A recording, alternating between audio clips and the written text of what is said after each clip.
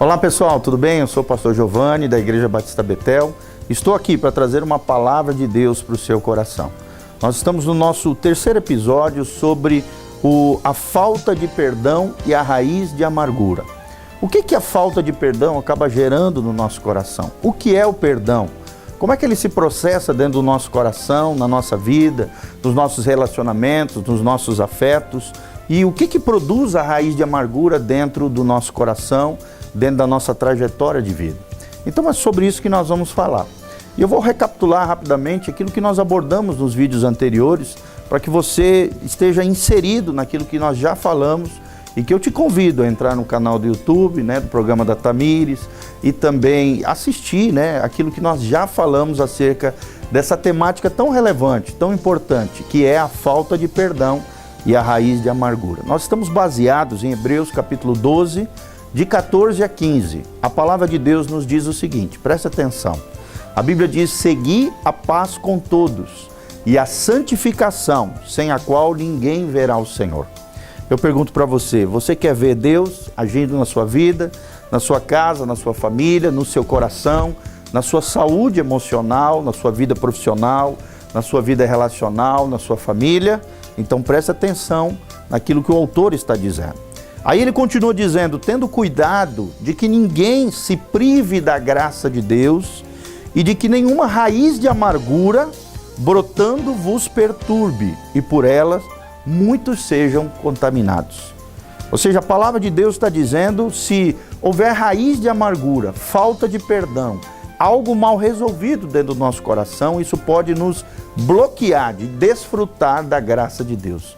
O termo bíblico é privar da graça de Deus, obstruir o fluir de Deus na nossa vida, com essa raiz de amargura que acaba brotando, surgindo no nosso coração quando nós não perdoamos as pessoas.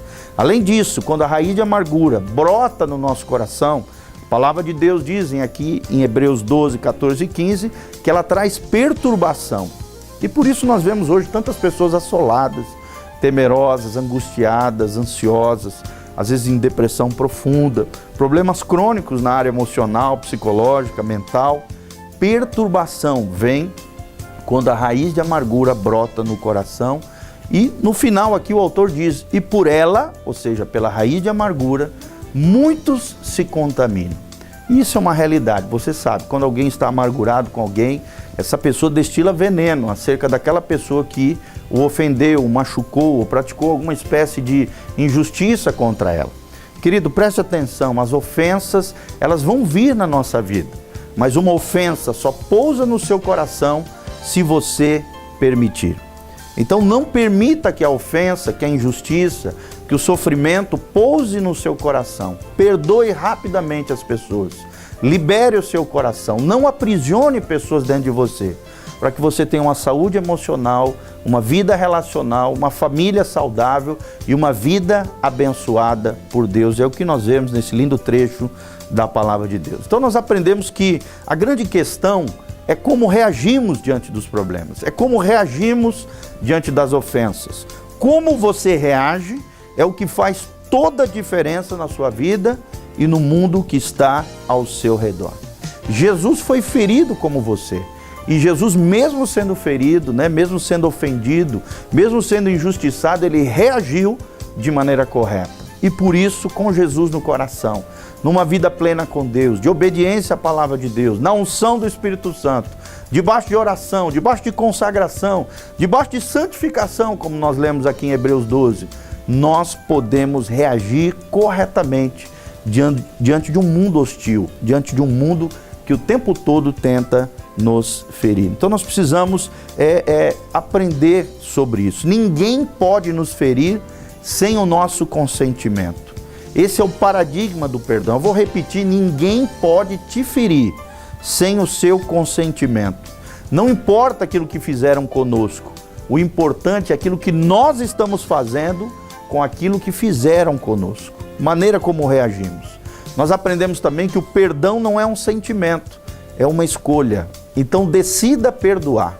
Nós aprendemos que o perdão é o estilo de vida de Jesus. O perdão precisa ser o nosso estilo de vida. Conforme diz a palavra, nós temos que perdoar, Pedro pergunta: Senhor, Até 7 vezes nós devemos perdoar alguém, e Jesus disse, não é só 7, é 70 vezes 7. Se você calcular 70 vezes 7, dá 490 vezes. Imagina alguém te ofender 490 vezes num dia. Praticamente impossível isso. Em outras palavras, Jesus está dizendo que o perdão seja um estilo de vida na sua vida diariamente. Essa é a matemática do reino de Deus. O perdão é unilateral, ou seja, independe da atitude da outra pessoa. O perdão na Bíblia Sagrada não é uma sugestão, não é opcional, é um mandamento de Deus para mim e para você.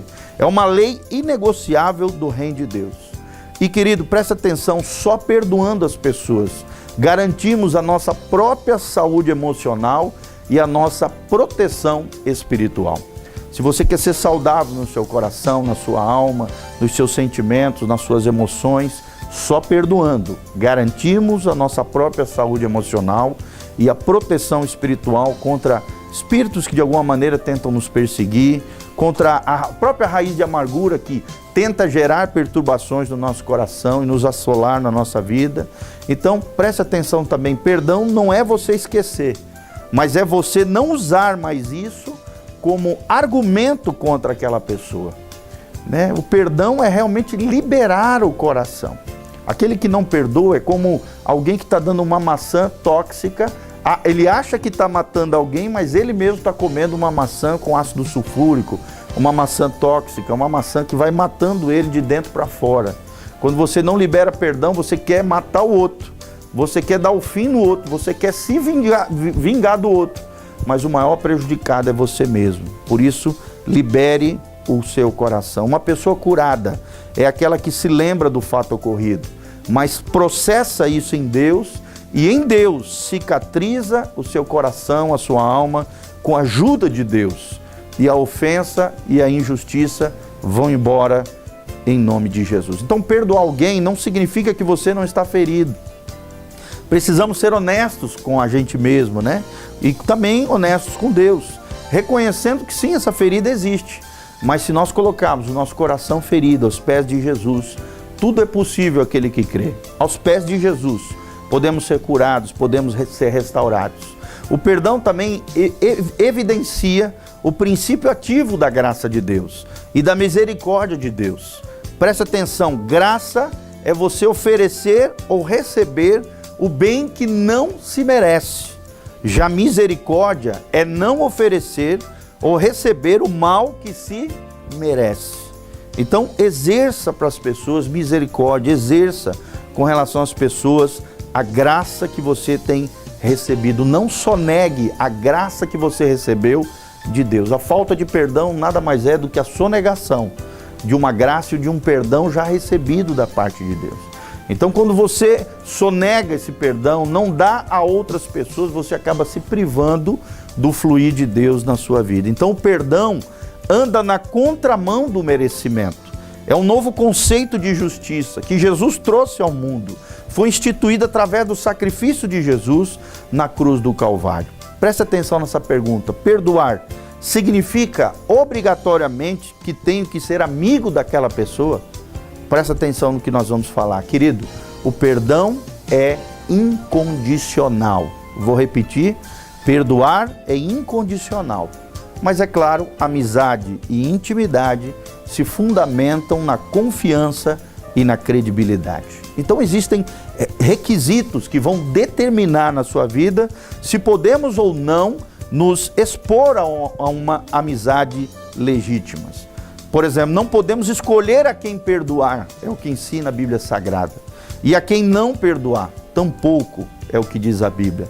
Mas podemos e devemos escolher muito bem quem será e quem não será um amigo fiel, um amigo leal. É claro que dentro das amizades sai faísca, né? Surgem problemas, tem dificuldades.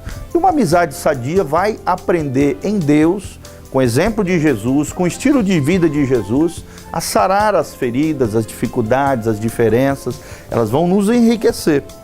Os conflitos serão sarados, serão sanados. Mas é muito importante isso. Nós podemos e devemos escolher quem será e quem não será nosso amigo. Existe um norte-americano, num livro que eu li, Eu achei tremendo, 30 dias para viver. Ele diz assim: para se ter amigos, é necessário ser amigo. Hoje nós vivemos uma sociedade egoísta, egocêntrica, antropocêntrica, onde o homem está no centro e não Deus, não é teocêntrica. Deus está longe e o homem está no centro. E infelizmente nós vemos uma geração de pessoas individualistas, egoístas, que só se importam consigo mesmo, né? Que querem ter amigos, mas não se dispõem a serem amigos. Então, querido, se você quer ter amigos de verdade, amigos leais, amigos de confiança, amigos com credibilidade, você precisa se doar ao outro. Amizade é uma via de duas mãos, é igual o amor. O amor é uma via de duas mãos. Eu preciso dar, me sacrificar, dedicar tempo, recursos materiais, para que haja essa contrapartida chamada amizade, chamado amor fraterno, entre irmãos, entre amigos e etc, etc. Então o fato, voltando para cá sobre amizade, o fato de não escolhermos alguém como amigo não significa rejeitarmos também uma convivência com essa pessoa ou tê-la como inimigo. Olha só o que Jesus falou. Jesus disse que a gente não tem que amar só os amigos. Nós devemos amar, respeitar, tratar com dignidade, com honra, com respeito, até os nossos inimigos.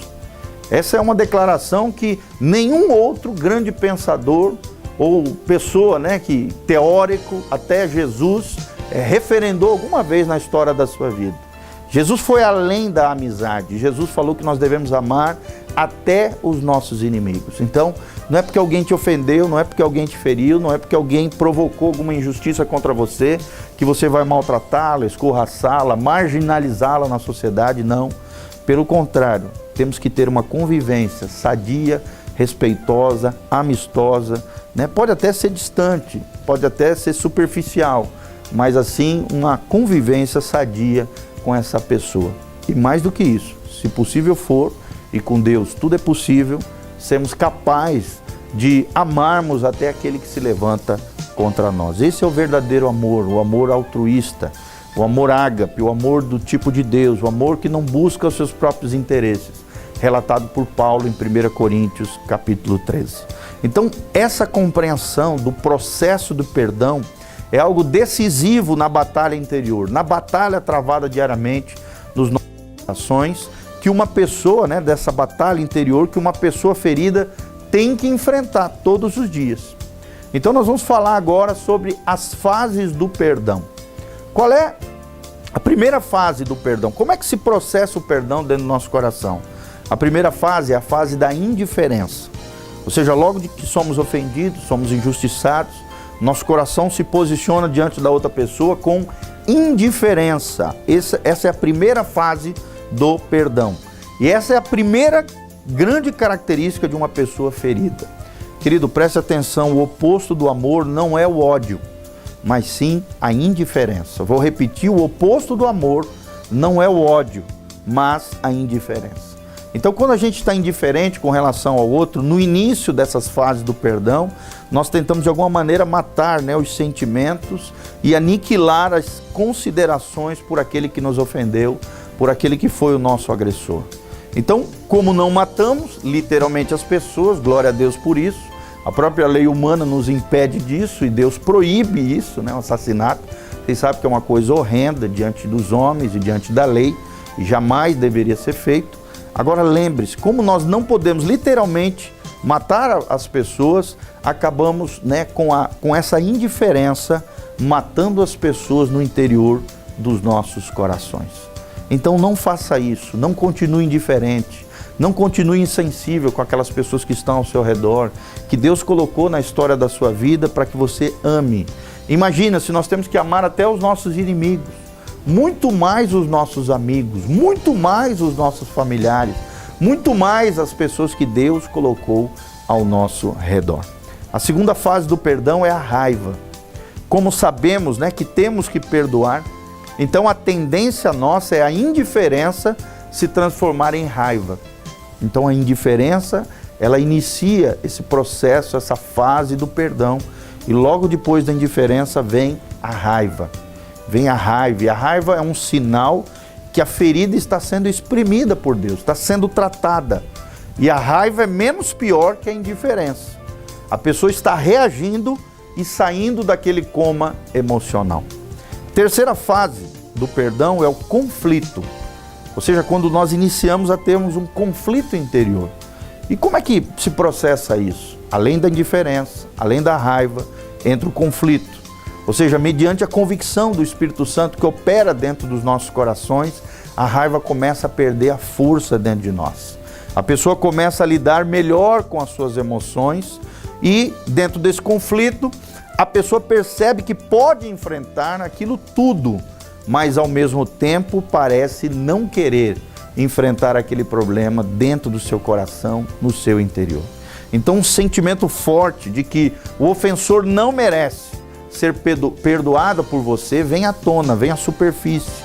Porém, não é mais uma luta desigual. Por quê? Porque o Espírito Santo está agindo dentro do seu coração, te conscientizando de que você precisa perdoar. Então, a pessoa, além de saber que precisa perdoar, ela começa a perceber que pode perdoar. E racionalmente ela começa a se habilitar para isso, ela começa a considerar que essa é a melhor opção a se fazer. Em quarto lugar vem a frustração, ou seja, a pessoa está agora convencida de que tem que perdoar e de que pode perdoar aqueles que o ofenderam, aqueles que praticaram qualquer tipo de injustiça, apesar de não gostar dessa ideia. No seu interior ele não está gostando dessa ideia. Mas aí então vem um certo sentimento de frustração e de tristeza dentro dele. Por mais que ele se sente impotente, diante de tudo aquilo que sofreu, de toda aquela vergonha, de todo aquele embaraço, de toda aquela situação, de repente ela é fortalecida por uma convicção interior de que está fazendo a coisa certa. Então a quarta fase é a frustração. A quinta fase é a aceitação. Aceitação, a pessoa se conforma com a ideia, colocando a sua obediência acima dos seus sentimentos. A vida emocional, então, começa a voltar ao equilíbrio.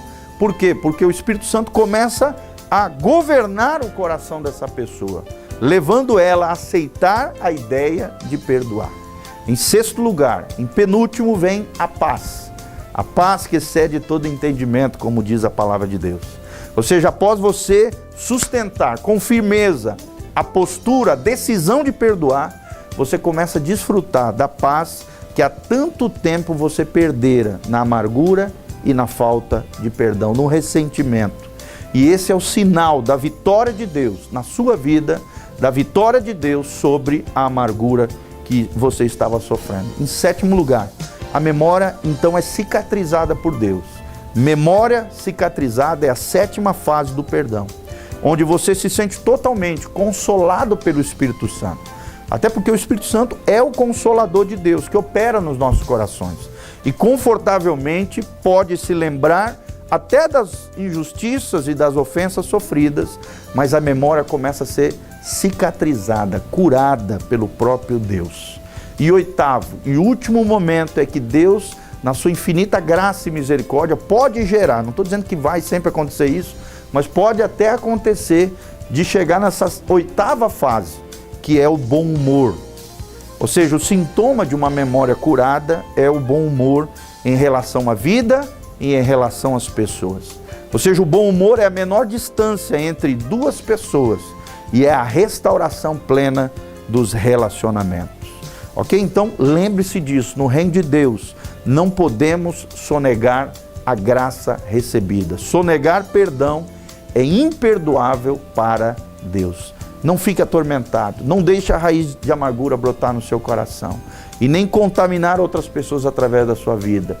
Deixe o fluir da graça de Deus operar na sua vida, no seu coração, na sua família. Libere o seu coração das pessoas que te ofenderam, que praticaram injustiça contra você. Lembre-se disso, perdão não é uma opção, perdão não é opcional, perdão não é uma sugestão de Deus, é um mandamento.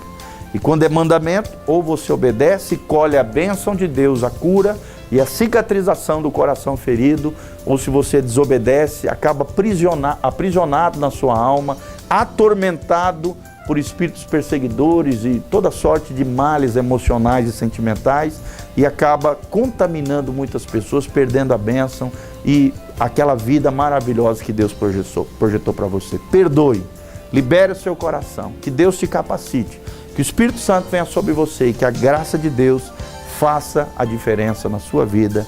Louvado seja o nome do Senhor. Venha nos conhecer. A Igreja Batista Betel se encontra na Avenida Rotary 3977, Jardim dos Príncipes, em Umuarama, Paraná. Se você quiser assistir os nossos cultos ao vivo, é www.betelonline.com.br.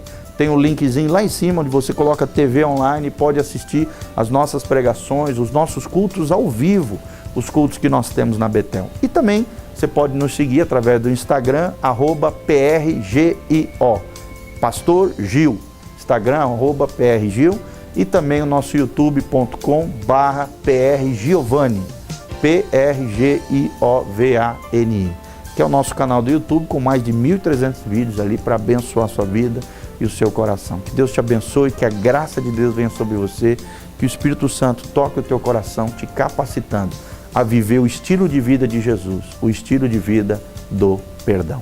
Louvado seja o Senhor. Amém e amém.